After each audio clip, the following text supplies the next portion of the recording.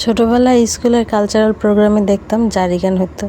তো এখন হয় কিনা জানি না, যাই হোক, তো সেই জারি গানে শুনতাম হচ্ছে যে জারি গান গাইতো, এরকম একটা গাইতো যে মিঠা বলো পিঠা বলো ভাতের সমান নাই, আবার হচ্ছে খালা বলো ফুপু বলো মায়ের সমান নাই। আসলে কথাগুলো ছোটোবেলায় বুঝতে না পারলেও জিনিসটা এখন ভালোভাবে উপলব্ধি করতে পারতেছি, বুঝতে পারতেছি যে আসলেই মায়ের মতো আসলে কেউ হয় না। মায়ের তুলনা মা নিজেই, সে খালা হোক ফুপু হোক যেই হোক, মা তো মাই। মায়ের মতো মায়ের মতো আসলে কেউ আগলে রাখতে পারে না। এটা মা বাবা থাকাটা আসলে সত্যিই অনেক ভাগ্যের বিষয়। আলহামদুলিল্লাহ যে এরকম শান্তিতে আছি, ভালো আছি।